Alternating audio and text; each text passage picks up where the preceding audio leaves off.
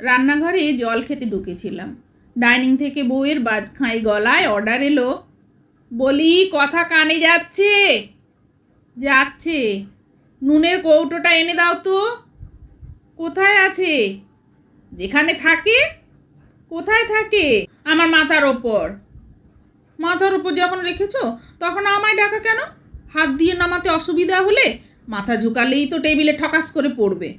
কথাগুলো মনে মনে আওড়ালাম, কিন্তু বলতে পারলাম না। অনেক খোঁজাখুঁজি করে যখন পেলাম না, তখন বললাম, পাচ্ছি না তো।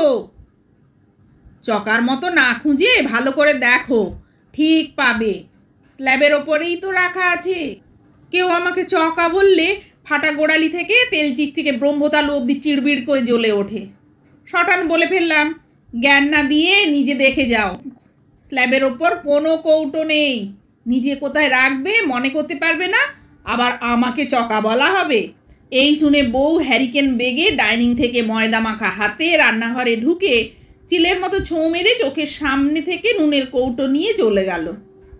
আমি সুচিত্র সেনের মতো ঈষৎ ঘাড় বেঁকিয়ে বউয়ের তড়িৎ গতিবেগে রান্নাঘরে প্রবেশ আর ততোধিক গতিবেগে প্রস্থান প্রত্যক্ষ করলাম। কিছুক্ষণ ভ্যাবলার মতো রান্নাঘরে স্ল্যাবের দিকে তাকিয়ে থাকতে থাকতেই বাইরে থেকে আওয়াজ এলো, ঢের ঢের চকা দেখেছি, কিন্তু এমন নির্লজ্জ চকা বাপের জন্মে দেখিনি। যারা যারা এই চকা শব্দের সাথে পরিচিত নন তাদেরকে বলছি, এটা আসলে কানা বিশেষণের আল্ট্রা প্রো ভার্সন। কানা সম্বোধনের মধ্যে যদিও বা একটু সম্মান অবশিষ্ট থাকে, কিন্তু চকা কথাটা শুনলে কেমন একটা অবজ্ঞাসূচক ভদ্র গালি মনে হয়। বিশদভাবে ব্যাখ্যা করলে চকা মানে হলো, যদি আপনার প্রয়োজনীয় জিনিসটি আপনার সম্মুখে থাকে অথচ আপনি সেই জিনিসটি বাদ দিয়ে বাকি সব জিনিসই দেখতে পান, তাহলে নির্দ্বিধায় বলা যায় আপনি একজন চকা পাবলিক। আর এই বিশেষ গুণটিকে বলা হয় চকামো। না, এটা কোনো চোখের সমস্যা নয়। এখনো পর্যন্ত এর কোনো ওষুধ বের হয়নি। একবার এই রোগে আক্রান্ত হলে আপনি তো কারো সহানুভূতি পাবেনই না, উল্টে প্রতি পদে পদে কাছের মানুষগুলো আপনার ব্যক্তিত্ব নিয়ে ফুটবল খেলবে। গত লকডাউনে বাড়িতে বসে নিউটনের মতো অনেক ভেবে চিনতে চকামো দূর করার একটা ভৌত পদ্ধতি বের করেছি। এর নাম দিয়েছি ধরো আর ফেলো। বাথরুম থেকে বউ বলল, আলনা থেকে আমার সবুজ নাইটিটা নিয়ে এসো তো। আমি আলনা তন্ন তন্ন করে খুঁজে সবুজ নাইটি পেলাম না। ব্যাপারটা জানাতে বউ রেগে বলল, চকামো না করে একটু ভালো করে দেখো, ঠিক পেয়ে যাবে। ফিরে এসে ধরো আর ফেলো পদ্ধতি ট্রাই করতে লাগলাম। আলনা থেকে একটা একটা জিনিস ধরলাম আর নিচে ফেললাম। অবশেষে পেলাম, চোখের সামনেই ছিল। সময় সাপেক্ষ পদ্ধতি, কিন্তু কাজে এসেছে। আমার দ্বিতীয় চারিত্রিক গুণ হলো কুঁড়েমি। ওটা নিয়ে খুব একটা ভাবি না, কারণ অনেকেই এই গোত্রে বিলং করে। যদিও নাম পাল্টে কুঁড়েমি এখন হয়েছে ল্যাদামি, আর কুঁড়ে হয়ে গেছে ল্যাদখোর।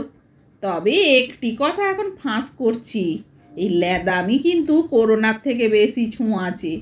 ল্যাদখোর পাবলিকদের একটি কমন বৈশিষ্ট্য হলো লেট রাইজার। বেলা 9টার আগে ঘুম ভাঙে না। বিয়ের আগে আমি 10টার সময় আর আমার হবু বউ সকাল 7টায় ঘুম থেকে উঠতো।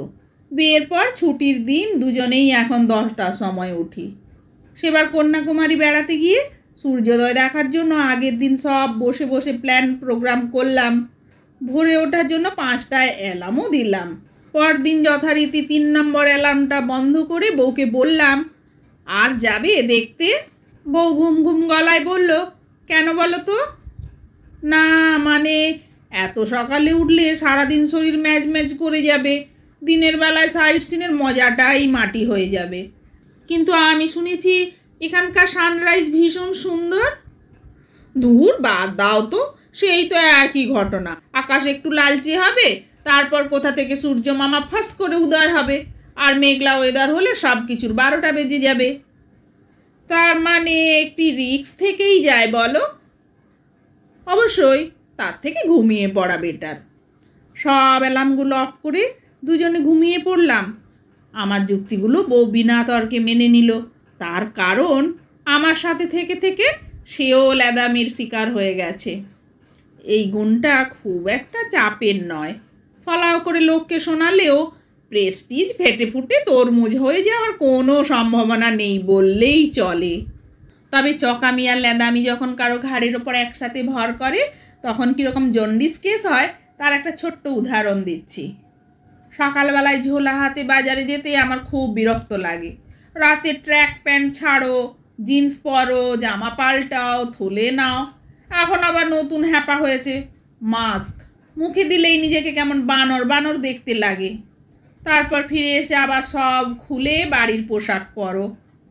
একদিন ভাবলাম, ধুর, ট্র্যাক প্যান্ট আর খুলবো না, ওর ওপরেই একটা ঢোলা ঢালা জিন্স পরে নিলাম। পরতে বেশ কষ্টই হলো। না, গরম আমার অতটা লাগে না, আর পায়ে তো একেবারেই না। বাজার থেকে ফিরে এসে বাড়িতে পরার সেই প্যান্টখানি আর খুঁজে পাচ্ছি না। কোমরের মধ্যে টাইট হয়ে বাবাজি উঁকি মারছেন, কিন্তু চকামির আশীর্বাদে তাকে ধরতে পারছি না।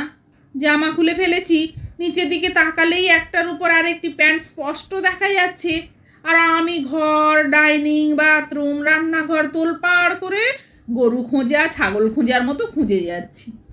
বউকে বেশ কাঁচুমাচু করে বললাম, আমার বাড়িতে পরার প্যান্টটা তুমি দেখেছো কোথাও? মনে হয় ফেসবুক করছিল। মোবাইলটা খাটের ওপর রেখে আমার কাছে এসে ওপরে পরে থাকা প্যান্টটা ধরে টান মারে। আমি তৎক্ষণাৎ চেঁচিয়ে উঠে বলি, সকাল সকাল এসব কী করছো?